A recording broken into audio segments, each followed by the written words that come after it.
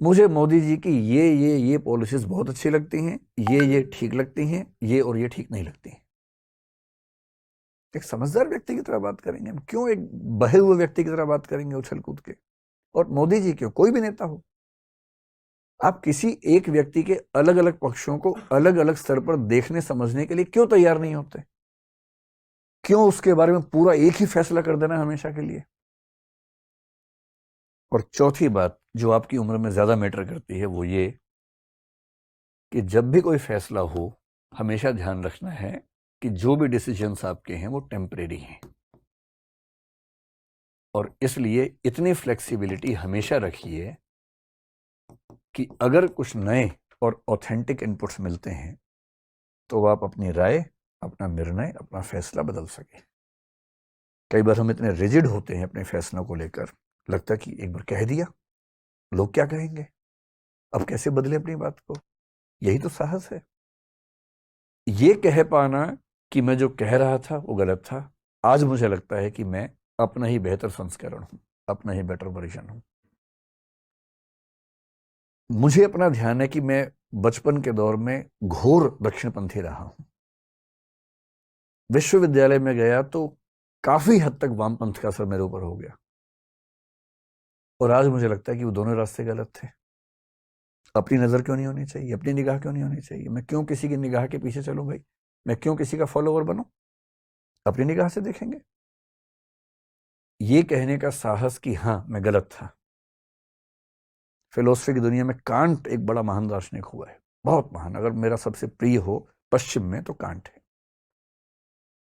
पहले वो रैशनलिज्म के रास्ते पर चला। रैशनलिज्म एक सेक्ट है, एक एम्पायरिसिज्म एक दूसरा सेक्ट है। बुद्धिवाद और अनुभववाद कहते हैं। वो बुद्धिवाद का दीवाना हो गया। इतने में एक अनुभववादी दार्शनिक ह्यूम को उसने पढ़ा, पागल हो गया एकदम कि अरे यार यही सही है। फिर बुद्धिवाद के एक दार्शनिक को पढ़ा, बोला नहीं यार ये नहीं, ये सही है। फिर ह्यूम से उसने कुछ चीजें सीखी, फिर बोला नहीं यही सही है। पेंडुलम की तरह बेचारा इधर इधर इधर इधर, और अंत में उसने घोषणा की दोनों गलत है, हम तो अपने रास्ते पर चलेंगे।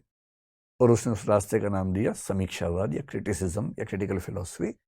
मैं क्यों किसी का पीछे लग्गू बनूं भाई?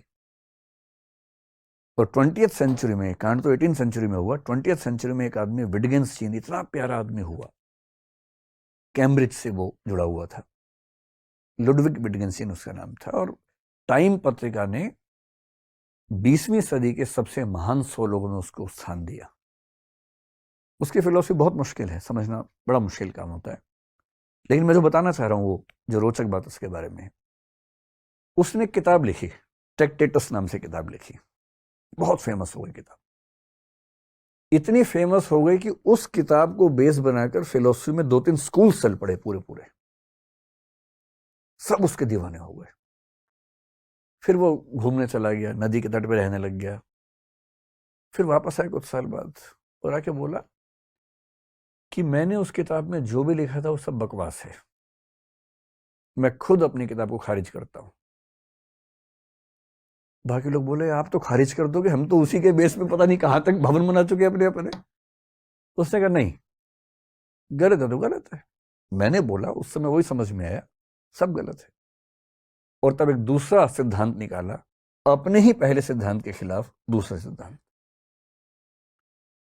ये साहस कि जो मैंने फैसला किया है, एक समय के बाद हो सकता है कि पर्याप्त इनपुट्स ऐसे मिले कि मुझे ही समझ में आ जाए कि फैसला गलत था। और गलत था तो मैं गलत फैसला क्यों ढोता रहूं भाई? क्यों नहीं ईमानदारी से मान लूं कि हाँ एक गलती हुई, अब मैं उस गलती का निराकरण कर रहा हूं। मेरी राय पहले ये थी, अब मेरी राय ये है, और अभी भी गारंटी नहीं है कि हमेशा ये रहेगी राय, कल को बदल सकती है। हाँ, ह्यूमन रिलेशंस में आप नहीं कर सकते ऐसा बार बार, लेकिन सामाजिक मुद्दों पे, राजनीतिक मुद्दों पे तो कर ही सकते हैं। और इसलिए आज के दौर में अगर आप इन प्रिकॉशंस को ध्यान रखते हैं तो मेरा ख्याल है कि हम बेटर जज होंगे।